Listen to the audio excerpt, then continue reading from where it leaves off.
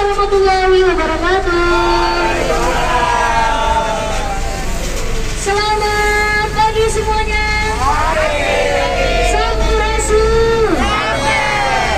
Sudah siap semuanya? Siap mau kemana? Jalan-jalan lah, kita keliling kota Bandung naikkan rasa Bandung Tour Bus. Yang kali ini Bapak Ibu ditemenin sama saya di sini sebagai tour guide atau pemandu wisata. Dan dari HPI, Himpunan Pramu Wisata Indonesia. Perkenalkan, nama saya Septiani Kutoyo. Panggil aja Teh Kutoy atau Neng Kutoy silakan. Asal jangan Neng Sotoy aja. Kayo boleh, nggak apa-apa. Asal jangan kayo aja.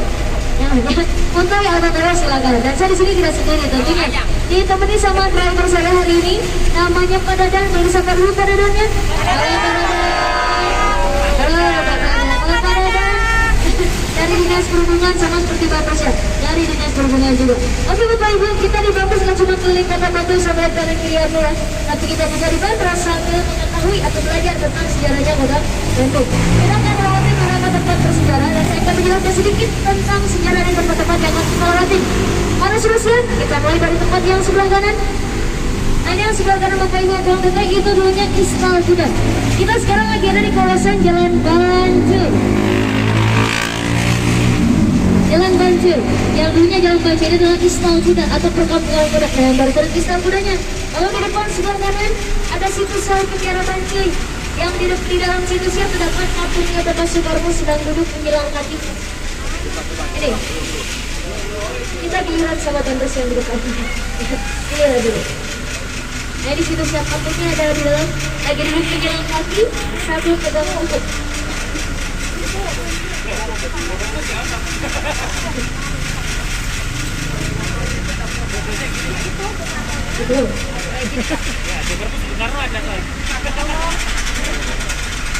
Nah itu patungnya enggak. Kenapa patungnya Bapak Soekarno ada di sana? Tentu saja karena beliau belum pernah dipenjara di sini kurang lebih selama 8 bulan. Dan selnya ini hanya menyisakan sel yang pernah ditempati sama Bapak Soekarno dulu, namanya sel kelima. Yang kalau kata beliau selnya ini sama seperti peti mati karena ukurannya hanya 2 kali 1,5 meter saja. Kalau untuk patungnya itu nanti akan saya jelaskan di depan. Kita lihat dulu patungnya Bapak Soekarno karena sekarang kita mau masuk ke jalan ABC. Dari Banjir kita sekarang ada di jalan ABC. Nah kalau jalan ABC ini nanti nama jalannya bukan diambil dari nama komputer Bapak Ibu, apalagi satu baterai sirup pencap apalagi bukan ya, tapi ABC ini singkatan dan singkatannya juga bukan dari aku butuh cinta ya, bukan, tapi dari Arabian Bumi Putra Cina atau Tionghoa. Yang sebelah kanan ini dulunya menara pengawas yang dijaga sama tentara Belanda, tapi kalau sekarang ganti yang jaganya bukan tentara Belanda lagi, jadi tukang batagor. Nah, selain ada menara pengawas yang sebelah kanan ini masjid yang menggunakan ornamen dari Tionghoa, namanya Masjid Al-Imtijaj yang diresmikan tahun 2010 sama Gubernur Jawa Barat. Kalau itu namanya Bapak Nuriana, untuk namanya sendiri Al-Imtijaj, kalau dalam bahasa Tionghoa Ronghu, yang artinya adalah pembaruan. Dan selain masjid, kalau sekarang kita lagi lewati Sungai Cikapundung Bapak Ibu teman-teman. Nah ini Sungai Cikapundung yang juga menjadi sungai terpanjang di dunia. Ya, Cikapundung sungai terpanjang di dunia. Betul sekali, satu-satunya sungai yang melewati itu aslinya. Bapaknya yang di belakang kelihatan udah sarapan Pak, udah ngerti sama guyonan saya. Sesama orang Bandung. Pantesan orang Bandung, wow kekaci Bapak. Oke kita lanjutkan lagi dari Sungai Cikapundung. Kalau sekarang kita masuk ke jalan ikoniknya Kota Bandung yang namanya Jalan Gelagat. Yang dari jalan ini juga Kota Bandung sampai sekarang punya julukan yaitu Kota Paris Bapak atau Kota Paris di Pulau Jawa. Sentralnya fashion atau baju-baju Paris dulu kebanyakan diperjualbelikan di toko yang ada di kanan kiri Jalan Braga ini. Bahkan ada beberapa toko yang sampai sekarang masih beroperasi.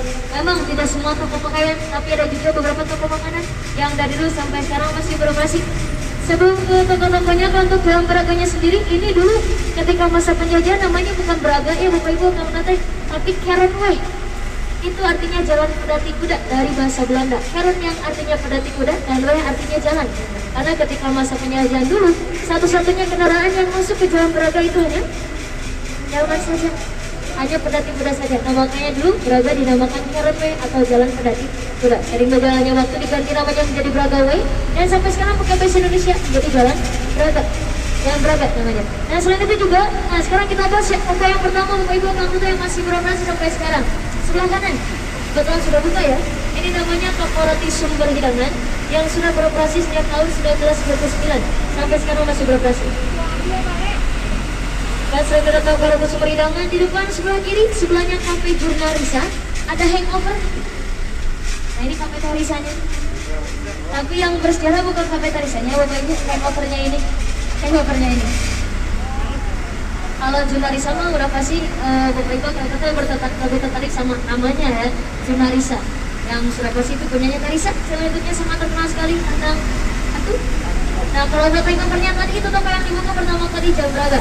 Yang sebelah kanan gedung Kas Negara, ini dulunya kantor pemasaran Fabrikas, tapi kalau sekarang sudah dialih fungsikan jadi restoran, namanya Gasing atau Gastronomi and Grill. Yang dulu gedung Kas Negara ini didirikannya tahun 1930. Nah kalau kita bahas restoran Bapak Ibu Angkatan di Braga juga ada restoran pertama di Kota Bandung, yang juga restoran ini kebetulan tempat makan favoritnya almarhum papi saya, Eyang B.J. Habibie. Maksudnya presiden kita yang ketiga ya. Di depan sebelah kanan restorannya pakai tenda warna merah. Itu namanya dari bahasa Prancis Moisson Pochrayer, yang artinya kudapan manis, tapi kalau sekarang sudah diganti menjadi Braga Permai. Nah, namanya dari bahasa Prancis ada di jendela Bapak Ibu Angkatan, Moisson Pochrayer. Tapi tulisannya memang beda sama yang saya ucapkan barusan. Tulisannya Moisson Bugarijan, tapi pembacaannya Moisson Pochrayer. Itu dari bahasa Prancis, artinya kudapan manis. Didirikannya tahun 1923. Dan selain ada restoran Braga Permai, sebelah kiri barusan ada es krim Santina. Itu saya rekomendasikan buat Bapak Ibu yang suka kuliner es krim, dan es krim Santina lagi viral sekarang karena antriannya Masya Allah panjang banget. Itu. Nah kita lanjutkan lagi, nanti kita lanjutkan bahas makanannya dari depan aja Bapak Ibu Angkatan. Untuk asal muasal nama Jam Braganya sendiri ini dari bahasa Sunda, dari kata Baraga atau Mumbaraga, yang artinya senang memperlihatkan atau senang memamerkan. Uniknya lagi Jam Braga ini tidak pakai aspal ya Bapak Ibu, tapi pakainya batu alam yang namanya batu andesit, fungsinya untuk menyerap air. Itu dia Jam Braganya. Sekarang kita lanjutkan lagi dari Braga. Kita sekarang ada di kawasan Jalan Sunyaleja. Ini tempat kelahirannya pahlawan Bandung Lautan Aktif, yaitu Bapak Muhammad Toha. Selain itu juga di depan lagi tempatnya di atas ada jembatan rel kereta api. Nah ini jembatan namanya Jalan Viaduk, yang diambil dari istilah bahasa Belanda viaduk, artinya jalan di atas kanal atau sungai buatan. Menyebutkan nama jalan ini sama di 3 kota, yaitu kota Bandung, Surabaya, dan Yogyakarta. Selain itu juga Jalan Viaduk dulu sempat terkenal juga karena Jalan Viaduk digunakan sebagai tempat syutingnya preman pensiun, tempat berhentinya para copet si Said yang sepertinya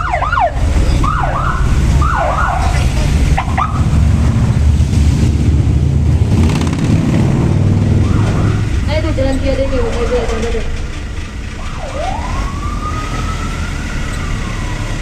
Dan sekali lagi, dan ada Jalan Viaduk buat patung yang sedang berdiri memegang senapan sebelah kiri. Itu patungnya pelajar pejuang dan kereta api yang warna hitam sebelah sana. Itu maskotnya PT KAI, namanya kereta si Gombar. Tapi kalau anak-anak setahu saya sekarang lihat kereta api road bukan si Gombar bilangnya. Thomas katanya bukan si Gombar. Nah selain ada Jalan Viaduk di belakang tadi, sebelah kirinya ada gedung Indonesia Buga. Ini dulunya pengadilan pertama di Kota Bandung, tapi kalau sekarang sudah dimuseumkan tentu saja. Dan juga dulu gedung Indonesia Buga menjadi tempat diadilinya Bapak Soekarno bersama kedua temannya dari Partai Nasional Indonesia, yang juga Bapak Ibu akan kata gedung yang barusan berkaitan ya dengan patung beliau yang tadi kita lihat di penjara Bancai. Kaitannya apa teman-teman?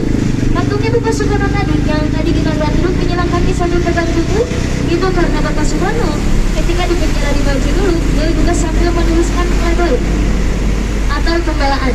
Nah isi dari pembelaannya dibacakan di gedung yang tadi kita lihat di belakang, Indonesian Gugat sebagai pengadilan pertama di Kota Bandung, atau kalau dalam bahasa Belanda gedung Indonesian Gugat itu Landrat, yang artinya adalah pengadilan.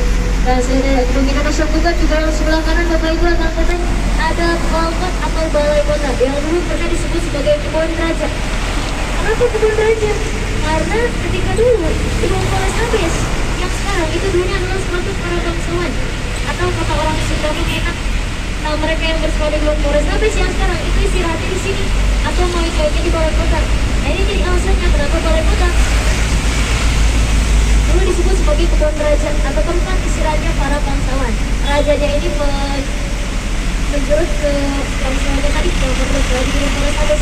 Nah sekarang sering berjalannya waktu tentu saja Balai Kota itu sekarang sudah menjadi kantornya Wali Kota Bandung. Yang juga sebelum pandemi Balai Kota bahkan jadi salah satu tempat naiknya bandros juga ya.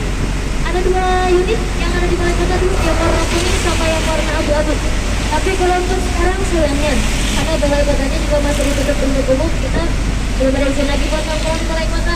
Bapak Ibu kalau kita doain aja ya, semoga pandeminya cepat-cepat berakhir dan kita bandros bisa balik lagi ke Balai Kota. Soalnya juga penumpang saya, apalagi yang dari luar Kota Bandung, ada yang tanya-tanya, bukannya Bapak sampai di Balai Kota ya? Nah kalau sekarang, aduh saya ini belum ada, tanya Bapaknya juga masih ditutup. Kita banyak-banyak berdoa aja, semoga pandeminya cepat enak. Kita lanjutkan lagi dari Balai Kota yang sebelah kanan Bapak Ibu akan kata ada Rumah Dinas Pangdam 3 Siliwangi. Rumah Dinas Pangdam 3 Siliwangi ini dulunya disinyalir sebagai kediaman dari juragan tanah terbesar Kota Bandung yang bernama Bapak Andreas Lugo. Dulunya memang Bapak Andreas ini hanya seorang dokter bedah di kemiliteran Belanda, tapi kenapa dia bisa jadi juragan tanah? Karena dulu Bapak Andreas ini punya koneksi sama Gubernur Jawa Barat, Gubernur Alhamdulillah Belanda dulu, namanya Herman Willem Denders. Dia punya koneksi dengan Herman Willem Denders. Karena punya koneksi, dia bukan lagi dokter bedah, tapi kasih jabatan lain sebagai juragan tanahnya Kota Bandung dan tinggal di sana. Kenapa tinggal di sana? Sebab rumah yang sekarang jadi rumah dinas itu dekat dengan gudangnya, gudang kopi punyanya Bapak Andreas yang ada di Balai Kota. Balai Kota di dalamnya itu ada satu gedung yang sekarang gedungnya memang sudah dialihfungsikan jadi kantornya Wali Kota Bandung, namanya Gedung Kopak atau dalam bahasa Belanda Kopi Pakulis. Nah, Gedung Kopak yang sekarang dipakai kantornya Wali Kota.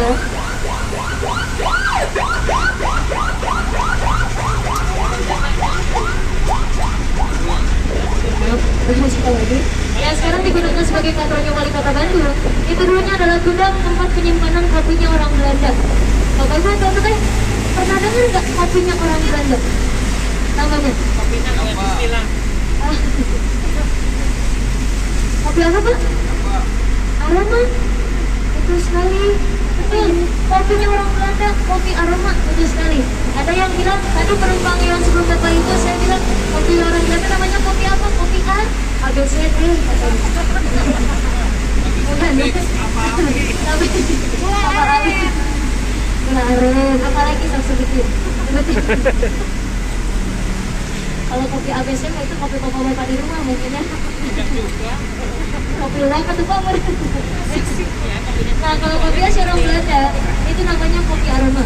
Yang dulu kopi aroma disimpan atau gudangnya itu ada di Balai Kota yang namanya Gedung Kopak. Nah karena Bapak Andreas dulu itu mungkin nggak mau ribet, jadi dia memilih tempat tinggal yang dekat dengan gudangnya karena di Balai Kota yang sekarang jadi Rumah Dinas Pangdam 3 Siliwangi gedungnya itu atau rumahnya itu tadi. Dan selain ada Rumah Dinas Pangdam 3 Siliwangi, tadi kalau kita lurus sedikit ke arah sana, kalau rumah dinas tadi, di sana juga terdapat satu tugu yang namanya Tugu Mitra Kota atau Sister Cities. Mitra Kota atau Sister Cities itu tugu kerjasama antara Kota Bandung dengan 25 kota dari negara lain. Dibuatkan tugu untuk simbol kerjasamanya memang hanya perwakilan dari 4 negara saja. Kita dari 25 negara semuanya. 4 negara itu dari negara Jerman, Texas, Korea Selatan, dan Cina. Yang kita lewati tadi sayangnya cuma dari satu negara aja, dua. Semua rumah dinas ada dari Texas namanya Kota Fort Worth. Lalu waktu kita belok ke arah sini ada dari Cina namanya Kota Liuzhou. Dan untuk yang lainnya dari Korea Selatan itu ada di Jalan Jawa dekat gedung Polres Tabes. Untuk yang dari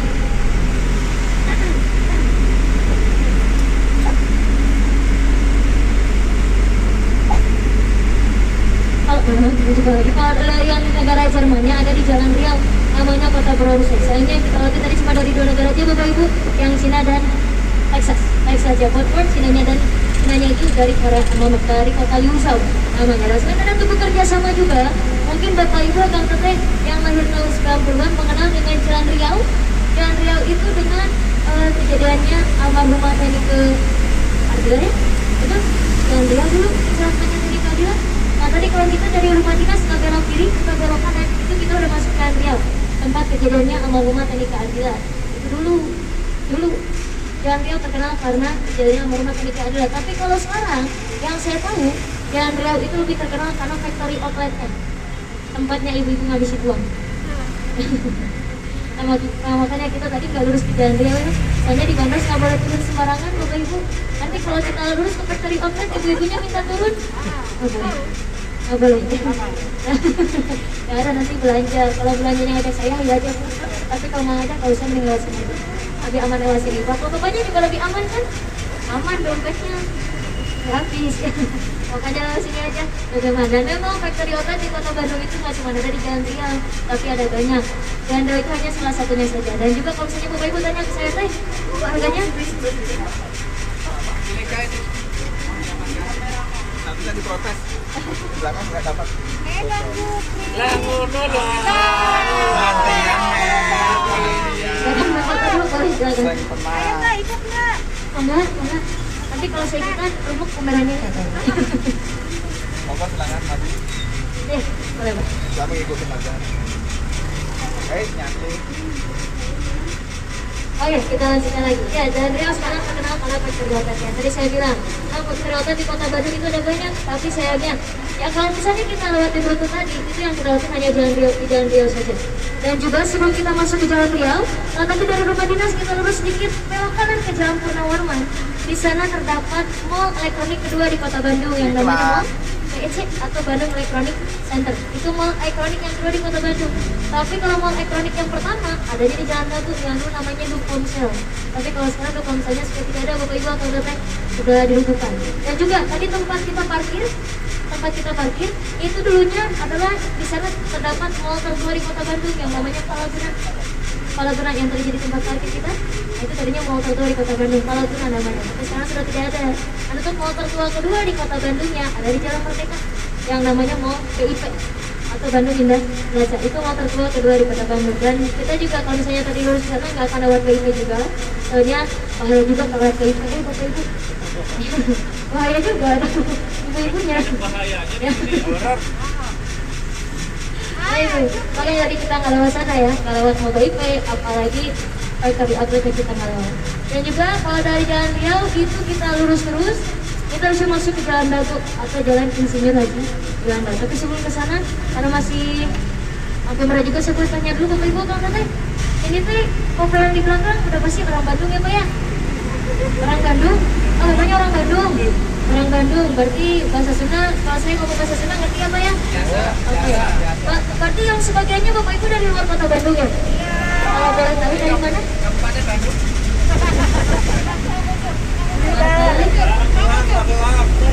Dari mana? Blitar. Dari Blitar aja semuanya? Atau campuran? Campuran. Yang jelas dari luar Jawa Barat ya? Luar Jawa Barat, Blitar. Oke, nggak apa-apa. Berarti ini pengalaman naik Bandrosnya yang pertama kali dong? Enggak. Bapaknya udah pernah? Udah 2 kali? Di alun-alun kok Pak naiknya atau di tempat lain? Di geologi. Ya Sibu. Oh, ke Sibu Geologi. Udah 2 kali bapaknya. Bapaknya orang Bandung Pak. Bukan. Tapi udah 2 kali naik Bandros. Saya pengennya 4 jam Pak, tapi susah. Jadi 2 jam Bandros. Kalau Bapak Ibu yang dari luar Kota Bandung, naik Bandros baru pertama kali itu saya maklumin sekali. Soalnya kan dari jauh ya Blitar. Pertama kali naik Bandros itu saya maklumin. Tapi kalau ya, Banyak pernah ke Blitar? alhamdulillah belum pernah. Alhamdulillah. Kenapa? Saya belum ada izin buat jadi tour guide ke Blitar Pak. Belum, misalnya lisensi saya masih lokal kali Pak. Oh gitu. Iya, belum boleh keluar. Boleh keluar. Insya Allah nanti kalau saya sudah punya lisensi yang city tour, kalau pasti saya berkunjung ke Blitar. Amin. Amin. Kan yang Blitar sama Bandung kan saling berkaitan. Blitar sama Bandung. Termawati. kalau itu Bapak Ibu, kalau itu baru naik Bandros pertama kali. Tapi biasanya kalau orang Kota Bandungnya baru naik Bandros pertama kali, saya biasanya suka bilang ini kacida atau kacida itu artinya kebangetan. Iya, kebangetan ya kacida itu. Makanya kenapa orang luar Kota Bandung kan udah ada yang lebih naik Bandros lebih dari 1 kali. Masa orang Kota Bandungnya belum pernah naik Bandros sih? Yang mau kalah sama orang luar Kota Bandung udah pernah naik Bandros itu nggak Bapak Ibu? Nah, makanya yang orang Kota Bandungnya biasanya suka bilang naik Bandros harus lebih dari 1 kali. Soalnya udah pasti beda warna, beda suasananya, beda turbannya juga, beda suasananya. Yang baru pertama kali naik Bandros udah pasti saya maklumin, kalau nggak dimaklumin, saya dimarahin. semoga pengalaman pertama ini jadi pengalaman menyenangkan buat Bapak Ibu ya. Dan juga bikin ketagihan naik bandros. Nanti kalau mana ke Kota Bandung, sebentar lagi naik bandros ya Bapak Ibu akan. Oke, kita langsung lagi. Nanti kita lanjutkan pas pantasnya Bapak Ibu. Sekarang kita skip dulu sama jembatan ini. Pasopati. Jembatan Pasopati. Kita bisa lihat pemandangan Kota Bandung dari atas jembatan Pasopati itu kemudian. Oke, Bapak Ibu akan datang sebelumnya. Yang paling bagus itu menara kembang. Alun-alun yang menara kembangnya seperti yang ada di lagi menara dari kemarin ini.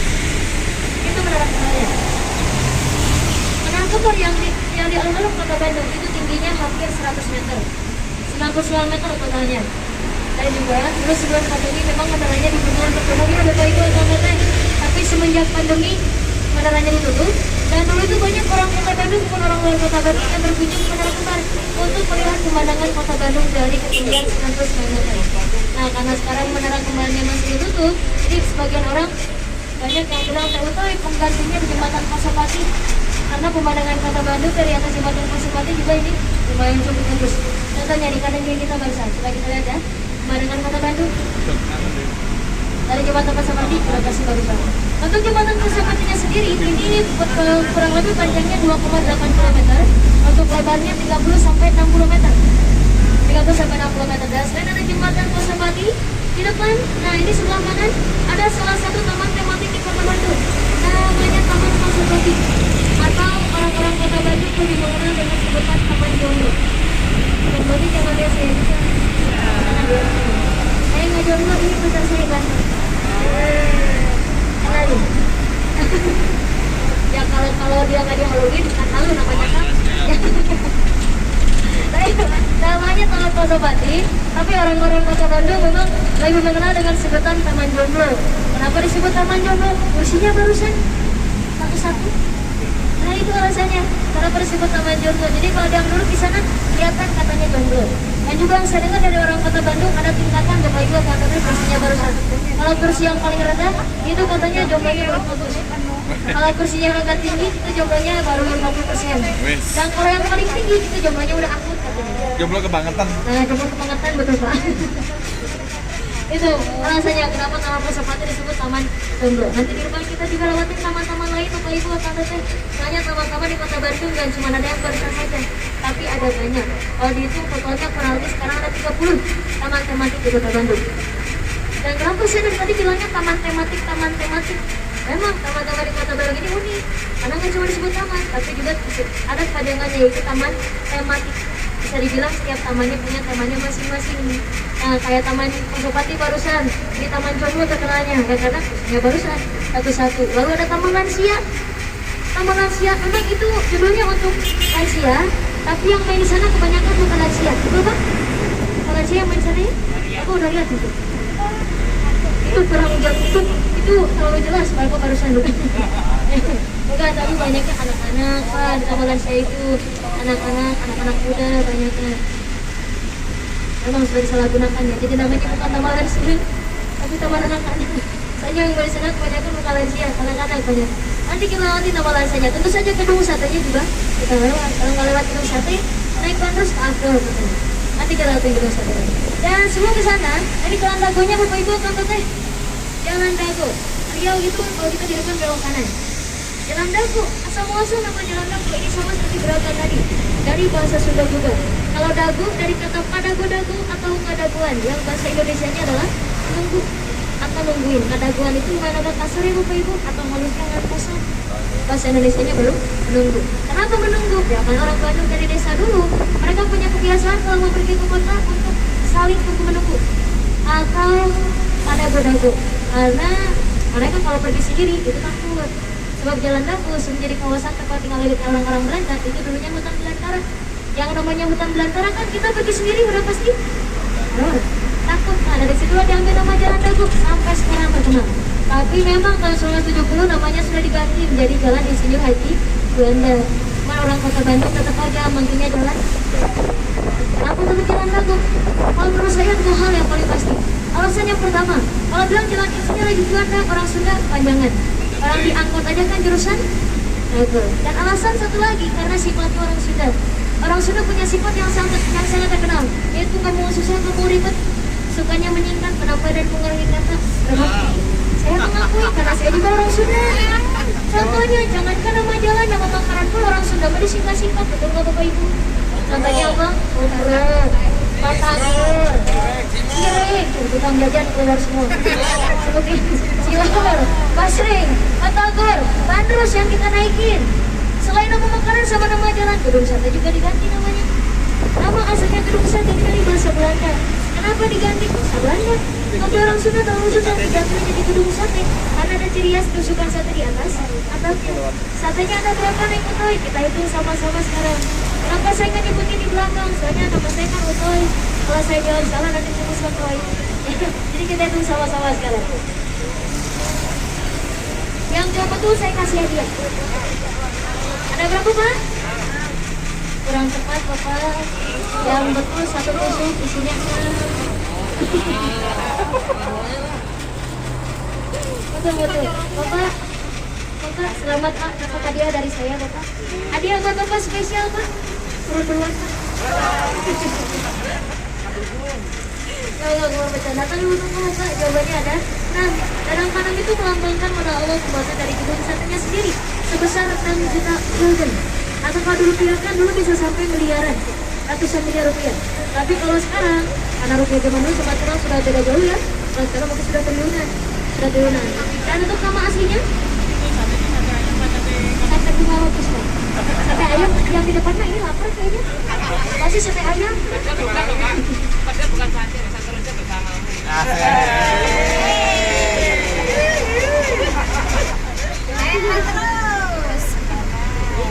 Terus Pak, saya mau izin turun ya Pak. Turun di lansia. Siap Pak, saya tuh alhamdulillah Pak. Turun di hatiku. Oke, kita lanjutkan lagi. Naga itu nama aslinya gedung sate dari bahasa Belanda. Bukan bukan negara itu Bapak Ibu, yaitu bernama Kudraiman. Gimana? Itu alasannya kenapa diganti karena terlalu susah. Nah ini tamu lansianya yang tadi saya sebutkan di belakang. Tamu lansia salah satu nama yang sering digunakan oleh kayak juga. Nama doang lansia tapi yang di sana bukan lansia. Dinosaurus. Ini tuh ada. Itu ada yang nangis itu kemarin. Kang, tahu nggak? Si Dino itu dari pagi sampai sore dia main di sana. Pulangnya ke seberang, ini kandangnya. Ini kandangnya si Dino. Sebelah kiri. Kenapa saya bilang museum geologi di rumahnya? Karena di dalam museum geologi ada fosil dari dinosaurus. Makanya saya bilang itu rumahnya si Dino. Di taman lansia badannya si Dino masih utuh. Ada dagingnya nanti pulang ke geologi udah jadi tulang. Daripada. Nah kalau untuk museum geologinya, sekarang sudah dibuka lagi untuk umum. Bapak Ibu yang nonton, tiket masuknya murah. Untuk umumnya 3.000 per orang, tapi kalau buat rombongan anak-anak sekolah itu dibedakan. Biasanya untuk mereka 2.000 rupiah per orangnya. Dan saya juga bangga jadi orang Kota Bandung karena punya salah satu museum terbesar saat negara yang namanya Museum Geologi tadi. Memang dulunya hanya laboratorium tempat penelitian batuan mineral dan fosil. Tahun 1928 dibangunnya. Dan selain ada Museum Geologi, ada juga kantor RRI sebelah kiri atau Radio Republik Indonesia. Dan sebelahnya kantor RRI di depan sebelah kiri ada Masjid Pusdai. Kalau Pusdai ini masjid kedua terbesar di Kota Bandung setelah Masjid Raya yang ada di alun-alun tadi. Ini yang keduanya. Dan selain ada Masjid Pusdai, Bapak Ibu akan teteh, saya boleh rekomendasi makanan nggak? Boleh? Soalnya kita di Bandung juga nggak terus bahas sejarah kok. Tapi kita juga bahas makanan, bahas sejarah, bahas perfilman, bahas yang horor juga kita. Yang horor juga kita bahas. Nah, untuk pertama kita bahas dulu makanan. Karena di sini ada satu restoran yang selalu saya rekomendasikan kepada penumpang saya dari luar Jawa Barat. Apalagi sekarang kan baiknya dari luar Jawa Barat ya Bapak Ibu kan nanti. Nah ini salah satu restoran yang sering saya rekomendasikan buat penumpang saya. Alas tahun. Makanya udah kasih lumayan kan enak menurut saya. Dan selain kenapa saya rekomendasikan yang ini? Ya, saya bilang penumpang saya kebanyakan akhir-akhir ini itu dari luar Jawa Barat Bapak Ibu kan nanti. Bapak Ibu kalau dari perjalanan ya. Nah saya biasanya bawa dari Jakarta, Bekasi, Depok, rata-rata. Ada beberapa penumpang yang tanya ke saya, Bapak saya bukan dari Bandung, pengen coba makanan asutnya di daerah sini yang enak gimana ya? Biasanya saya rekomendasikannya Alas Tahun. Nah, dan tadi sebelum gedung sate ada nasi bancakan. Itu juga restoran makanan Sunda, sama-sama enak dua-duanya. Tapi ada perbedaannya Bapak Ibu akan teteh. Kalau di nasi bancakan kita makan alasnya pakai piring kaleng atau seng kayak zaman dulu. Nah kalau di alas daun kita lebih unik lagi, makannya pakai apa? Bukan pakai daun loh Pak Ibu. Makan di mana-mana pakai tangan sama mulut. Alasnya dulu pakai. Memang wanita selalu benar. Kalau ada itu izin turun Pak. Terus si Bapak bisa aja. Lapar Bang. Itu yang betul makanya pakai tangan sama mulut, alasnya baru pakai. Tahu nggak tuh Bapak Ibu belum sarapan? Fokus aja. Oke, nanti kita lanjutkan lagi bahas makanannya di depan Bapak Ibu. Nah, kalau tadi kita terus lurus ke arah sana, di sebelah kanan ada SMA Negeri 20 Bandung. Yang SMA 20 itu dulu terkenal karena bekas tempat syutingnya film Pacar Saya. Dilan, betul sekali. Film Dilan. Film Dilan. Ya, SMA 20 itu terkenal karena bekas tempat syutingnya film Dilan. Tahun 1990 sama 91 betul? Nah, Bapak Ibu akan tertarik kebetulan saya belum pernah nonton filmnya. Saya belum pernah nonton filmnya. Tapi kenapa saya tahu itu bekas tempat syutingnya film Dilan? Karena Bandros yang ini pernah bawa rombongannya Dio dan jemput di sana. Makanya saya tahu Dilan dulu tempat syutingnya di sana. SMA 20 namanya. Dan kalau misalnya Bapak Ibu tanya ke saya, Teh Utoy, Dilannya ada nggak? Ada. Cuman kebetulan Dilan teh sekarang karena nggak ada jadwal syuting jadi ganti profesi dulu. Jadi driver Bandros. Kenalin Dilan saya. Bentar dulu, tapi pada kepanjangan Bapak Ibu. Kalau Seman 20 kan Dilannya Dilanda Rindu, kalau pada Danma Dilanda Macet. Kalau saya karena orang Dayuh Kolon jadi Dilanda Ban. Banjir. Saya kurang banjirnya Pak. Pak, harus punya dendam. Punya bos, bukan kurang banjir.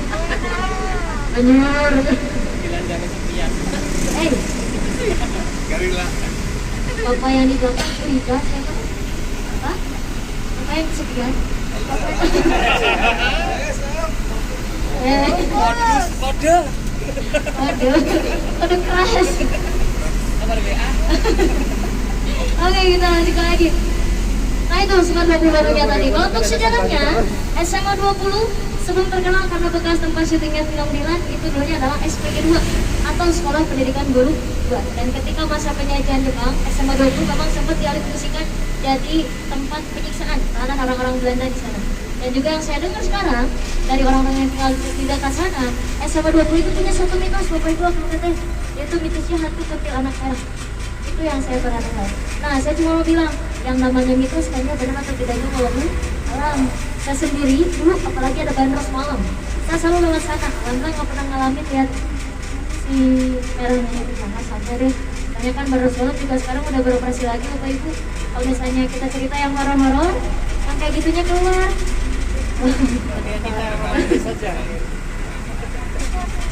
Bahaya ya. Nah itu SMA 20 nya. Tapi setelah Indonesia Merdeka tahun 1950-an dialihfungsikan lagi di sekolahan SMA 20. Oke, kita lanjutkan lagi. Selain ada SMA 20 Bandung, tadi seberangnya SMA 20 kalau kita terus ke sana ada Masjid Istiqomah. Mbak tanya, rumahnya Kang Bahar yang mana? Kang Bahar nggak ada di sini. Kamus. Angus jauh Pak, nggak di sini. Allah sabar boy. Kamu orang tua nggak boleh mana kemana? Boleh mana? Sabar. Lagi puasa juga sayanya nggak boleh mana ya? Hari apa ini Mas? Kan cewek mah kalau ada hutang Pak. Oke, kita lanjutkan lagi jalan surat ya. Kita lanjutkan. Oke. Aduh, ya Allah.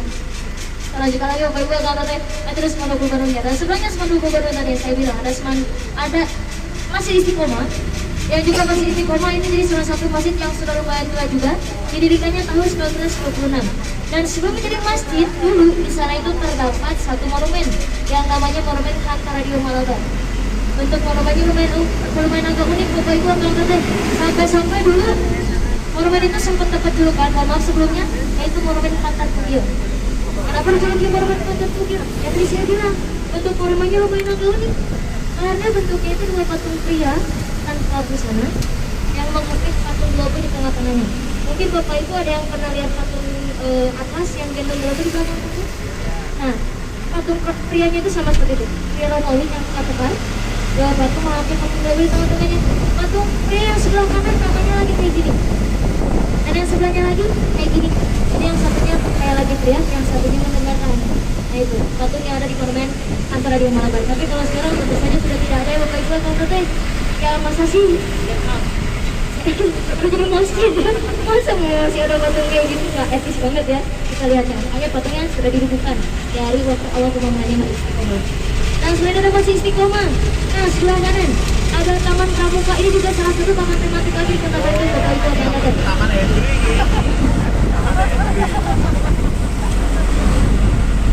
Pramuka, jika Pramukanya sebelah kiri ya, lihat. Kita sebelah. Taman Pramuka yang dulu juga Taman Pramuka ini digunakan untuk tempat latihannya tentara Belanda. Salah satu tempat latihannya tentara Belanda dulu, Taman Pramuka. Dan selain Taman Pramuka, nanti kita lewatin taman lainnya di depan Bapak Ibu akan teteh. Juga kalau kita tadi arah sana, tapi jalan Tongkeng.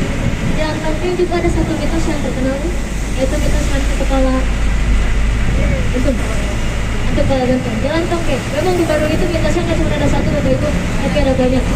Ada banyak. Nanti di depan ada juga mitos lainnya. Rumah kentang juga kita lewatin. Tentu saja. Takut kan? Bapak lebih takut lihat hantu atau lihat saya?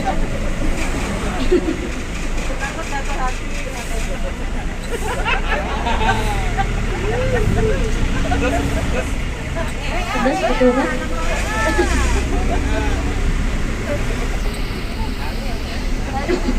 Masya Allah.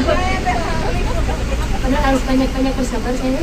Harus banyak-banyak pusat dada.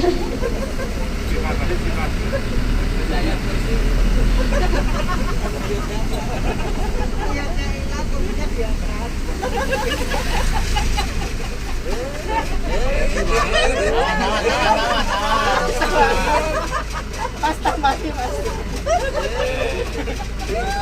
Woi, jangan dipegangin lu.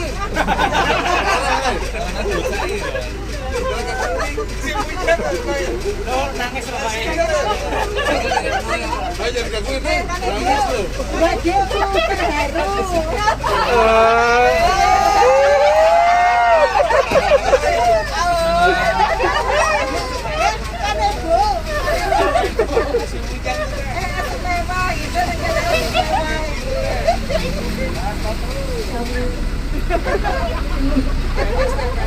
Mau minum? Rasakan dulu. Dan saya baru jujur Bapak Ibu, saya baru lagi dapat penumpang kayak gini. Baru lagi saya dapat penumpang kayak gini. Tadi waktu di awal masih agak sepi kayak di kuburan, sekarang udah kayak di pasar. Udah heboh ya. Ini padangnya pada keluar. Masya Allah. Saya baru lagi ketawa sampai nangis kayak gini. Puasanya batal. Kasih minum aja minum.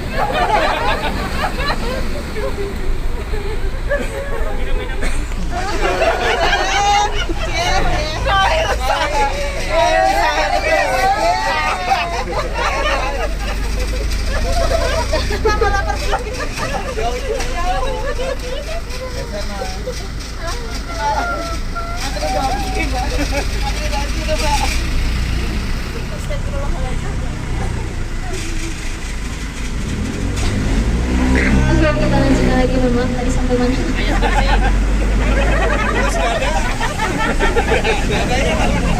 Bentar, rumah bentar belum. Kayak pasar, rumah hancur, hancur. Rumah kentangnya belum lewat, belum. Bentar dulu, rumah kentangnya lewat dulu. Kita sekarang ada di Jalan Lombok. Oke, lanjutkan lagi Bapak Ibu. Lanjutkan lagi. Nah, kalau Jalan Lombok ini terkenal karena wisata kulinernya juga Bapak Ibu. Salah satunya sebelah kiri ada bakso Sultan yang beberapa waktu lalu sempat viral dijuluki sebagai 1001 bakso. Saya sudah pernah coba baksonya, memang lumayan enak, tapi yang kurang enak buat saya harganya. Bakso Sultan.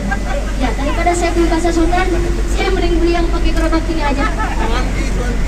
Cuanki selain tadi kelewat Kak. Ini Cuimi Kak namanya. Cuimi, dan si Abang Cuimi juga dulu sempat viral. Viral karena mukanya mirip sama Ada Noah. Tapi saya udah buktikan sendiri kok, Corona. Karena suka nggak ada cumi. Yang terakhir di depan sebelah kiri adalah mie Lombok Bapak Ibu. Nah ini mie Lombok ini saya dapatkan jadi kuliner paling terkenal dan paling enak di Jalan Lombok. Yang baru pertama kali kesini wajib dicoba mie Lombok Ibu-ibu. Harganya juga murah, cuma 25.000 per porsi itu semenjak pandemi. Dan kalau sebelum pandemi harganya memang masih 22.000, tapi karena pandemi lumayan agak naik ya, jadi 25.000 rupiah. Dan juga kalau Bapak Ibu penasaran pengen coba mie Lombok, harus datang ke sini langsung. Soalnya mereka nggak coba di dekat sini. Bapak kalau sama saya terakhir mau Pak? Oh, oke Pak, ini juga tawaran cuma sekali Pak. Oke, ya udah Pak, ya udah, nggak mau Pak, udah.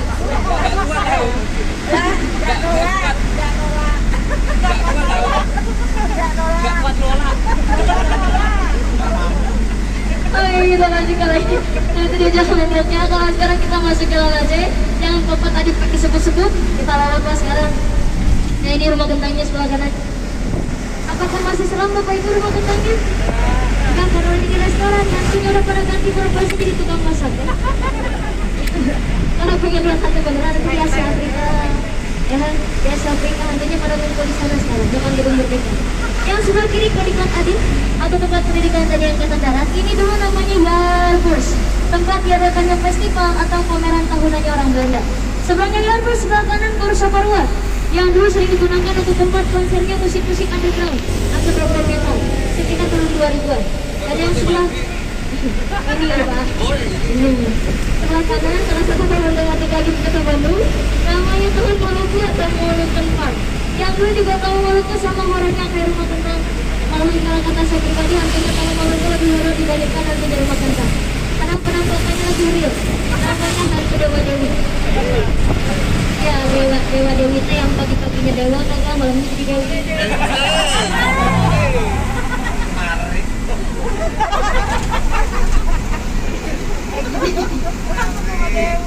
Hari ini dekat kayak di depan kan kalau kan. Tapi kalau sekarang sudah tidak ada, Bapak Ibu akan tertanya. Dan saya jujur, saya nggak pernah berani bilang nama aslinya, si B. Makanya saya kalau nggak bilang Dewa Dewi, bilangnya Yanto Yanti. Kalau nggak Yanto Yanti, yang pagi-paginya pakai lepis, malamnya pakai rok mini. ACDC. ACDC boleh, Lucy Taruna juga boleh. Warrior juga boleh, asal jangan Wario. Warrior aja. Nah itu, Taman Malukunya. Saya Taman Maluku yang sebelah kanan. Bapak Ibu. Bapak Ibu yang di sebelah kanan, saya mau anak-anak TK untuk itu. TK-nya bukan taman kanak-kanak, tapi taman sekolah lagi. Udah besok nggak ada kenapa yang di sebelah saya dikasih ujian. Belum baik. Serius banget. Oke, kita lanjutkan lagi. Nah, selain itu Taman Maluku yang sebelah kanan. Ini satu-satunya taman berbayar di Kota Bandung, namanya Taman Ade Irma Suryani atau Taman Lalu Lintas, dan saya sering bilang ini taman nyicil namanya. Kenapa taman nyicil? Karena bayarnya memang nyicil. Masuk 5.000, mau berenang bayar lagi, mau naik kereta apinya bayar lagi. Nyicil kan Bapak Ibu? Makanya, meskipun tiket masuknya murah, tapi masuk ke dalam bayar lagi. Makanya saya belanja taman nyicil. Nah, selain ada Taman Ade Irma Suryani sebelah kanan. Ini patung dari ayahnya Ade Irma Suryani, yaitu Bapak Jenderal Ana Suryani. Dan selain ada patung sama taman lalu lintas di depan sebelah kiri ada SMP Negeri 5 Bandung. Bapak Ibu nanti kalau lihat ke atas bangunannya, warna hijau, di sana tertera tulisan apa? Ada? Itu dari bahasa Latin yang artinya didirikan bangun. Paling ujung tahun didirikannya. Nah itu. Betul sekali. SMP Negeri 2 Ano didirikan tahun 1913 yang menggunakan dua jenis bangunan, yaitu semi Belanda dan semi Melayu atau Betawi. Kebetulan juga SMP Negeri 2 dikategorikan sebagai salah satu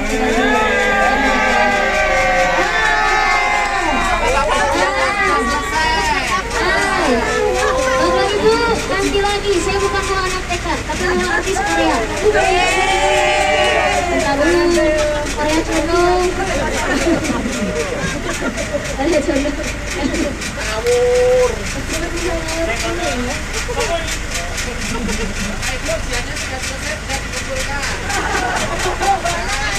Ujiannya nanti dikumpulin ke Bapak Sebenarnya Bapak Ibu. Jangan lupa. Kita lanjutkan lagi. Nah, ada SMP 2-nya setelah memiliki baterainya ada SMP kelima, ini juga bekas magang Akademi Al-Mujahidi yang didirikan tahun 1920. Dan selain SMP 5 sampai SMP 2 yang sebelah kanan ada kantor pusat Pala Keselamatan. Yang dulunya panti asuhan, tapi hanya untuk perempuan dan anak-anak saja. Selain kantor pusat ada ruangnya Sintomas juga di depan. Ya kereta api maksud saya. Ya kan anak-anak tadi saya bilang kalau kereta api lewat bilangnya siapa? Mas. Kalau lihat bis damri yang warna biru? Kalau lihat gandres? Beda lagi. Beda. Kayak lu mas saya. Gandres tuh beda lagi buat ibu. Kalau kereta api emas, kalau bus damri tayo, kalau gandres odong-odong katanya. Kereta mini kalau di Kereta mini betul bu. Sama ayam.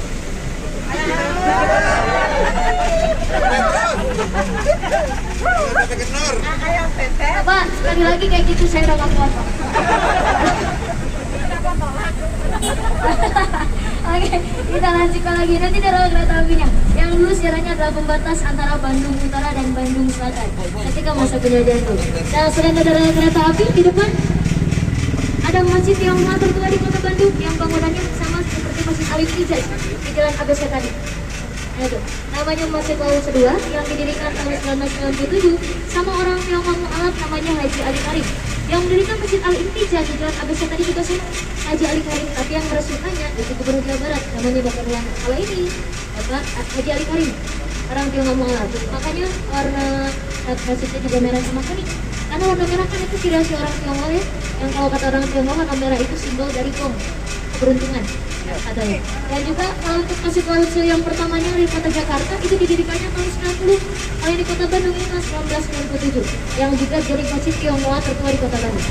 Selain masjid, ada juga di seberang masjidnya itu patung dari legendanya versi Bandung. Pak, siapa Pak legendanya versi Bandung? Robi Darwis kurang tepat Bapak turun. Betul Pak, Bapak aja. Betul aja. Robi Darwis masih saya malumin Pak. Penumpang saya tadi ada yang bilang itu Banyales katanya. Ini Banyales katanya. Bukan ya, yang paling tepat Bapak aja sederajat. Patungnya ini didesain sama seniman dari Bali namanya Inyoman Nuarta. Dan selain ada patung sama Masjid Laut Kedua. Kalau untuk pasal monster nama jalannya, ini diambil dari nama orang Tionghoa juga. Tapi bukan mualaf. Dulu dia punya toko mebel di sini. Yang toko mebelnya sekarang sudah dialihfungsikan jadi toko Salada Sport di depan sebelah kanan. Nah itu. Salada Sport itu dulunya toko mebel kepunyaannya Bapak Tamblong. Yang nama Bapak Tamblong dijadikan nama jalan yang kita lewati sekarang ini yaitu Jalan Tamblong. Apa alasannya? Tentu saja karena Bapak Tamblong punya jasa.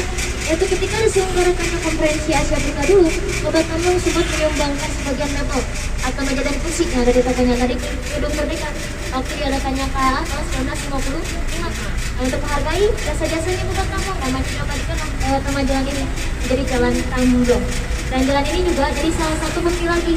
Kalau yang tadi saya bilang, orang Sunda sifatnya nggak mau susah dan mau ribet. Sukanya meningkat, menambah dan mengurangi. Kata nama yang punya toko mebel Tamblong, tapi nama jalannya ditambahin huruf B. Ada yang paling jauh orang Sunda mau main bola jadi apa Kak? Main bal. Bandung juga jadi Bandung. Sendal jadi sendal. Ember jadi ember. Selimut jadi simut. Ya ada yang paling parah kalau orang Sunda hutang jadi pengalaman. Lupa. Kalau nggak lupa dianggap lunas. Orang Sunda. Oke, kita lanjutkan lagi. Nanti dia jalan Tamblong, jalan Poipel kata tuh. Kita lanjutkan sama yang sebelah kanan. Kalau yang sebelah kanan ini hotel tertua kedua di kota Bandung, namanya Grand Hotel Premier, yang juga pernah menjadi tempat menggenapnya aktor komedi dari Inggris, namanya Charlie Chaplin. Di kunjungannya ke kota Bandung yang kedua kali tahun 1936. Charlie Chaplin menginap di sini. Kalau kunjungannya yang pertama tahun 1937, dia belum menginap di hotel Sanggulangan yang ada di Asia Afrika. Nah, kalau yang kedua kali dia menginap di sini. Yang dulunya ini memang bukan hotel, tapi hanya sebuah toko roti. Sayang, toko rotinya itu belum tikar alias bangkrut. Lalu sama orang Belanda tahun 1990 berubah jadi hotel. Yang dulu namanya belum Premier, tapi masih pakai Hotel Tiem. 1929 barulah namanya diganti menjadi Premier. Dan nama Premiernya ini ada dua versi yang mengatakan asal-usul yang pertama, Premier ini diambil dari bahasa Sunda, dari kata priangan. Sama seperti orang Sunda yang susah bilang bahasa Belandanya gedung sate, mau berdapat berjelaikan. Orang Belanda juga susah bilang priangan, digantilah sama mereka menjadi Premier, nama hotelnya ini. Dan satu versi lagi mengatakan kalau nama hotel Preangannya ini diambil dari kelompok para pengusaha perkebunan yang sering lewat di Asia Afrika, namanya Preanger Planters. Nah, nama perhotelannya itu ada yang bilang dari nama kelompok itu, Preanger Planters namanya, para pengusaha perkebunan atau orang-orang yang berstatus tinggi yang sering lewat di Asia Afrika. Ini dia hotel Preanger di Bali. Kita lewat dulu ke Asia Afrika, jadi bagian penontonnya.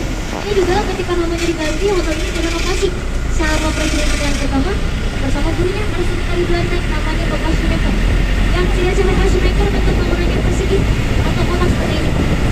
Dan selama Preanger yang sebelah kanannya ini ada bangunan titik nol Kota Bandung. Awal dari Kota Bandung didirikan tahun 2018 di sana. Ada sebelah kiri ini baru hotel Sapoyongan, hotel pertama dan tertua di Kota Bandung milik keluarga Adolf dan Maria Roman yang terkenal karena sajian pesta atau buburnya yang enak. Pak, tempat tadi lagi ya? Parkiran tadi ya? Parkiran tadi lagi Pak. Oke, bagi Bapak Ibu karena sudah mau sampai, saya akhiri dengan nonton sahabat barusan. Terima kasih kalau sudah naik ke bus. Sebelum turun mau cek dulu barang-barangnya, jangan sampai ada yang ketinggalan ya Bapak Ibu. Apalagi dari luar kota Bandung, banyaknya saya mohon cek dulu barangnya jangan sampai ada yang ketinggalan. Dan saya juga mau mengucapkan terima kasih sekali. Dan sekali lagi aku naik bandros ya Bapak Ibu, karena ada pepatahnya. Dan ke Bandung belum after rasanya kalau belum naik. Terus karena beda tour guide, beda suasana beda rasa, beda drive juga beda suasana beda rasa. Apalagi beda bandros, beda warna juga beda suasana beda rasa. Asal jangan ada rasa yang tertinggal di antara kita. Terima kasih sekali saya naik bandros. Saya tunggu lagi kedatangannya di Bandung maupun di bandros. Sekian dari saya, Bu Sugeng Menyelasi. Atur nuhun, terima kasih. Bila kita hidayah. Wassalamualaikum warahmatullahi wabarakatuh. Waalaikumsalam warahmatullahi wabarakatuh.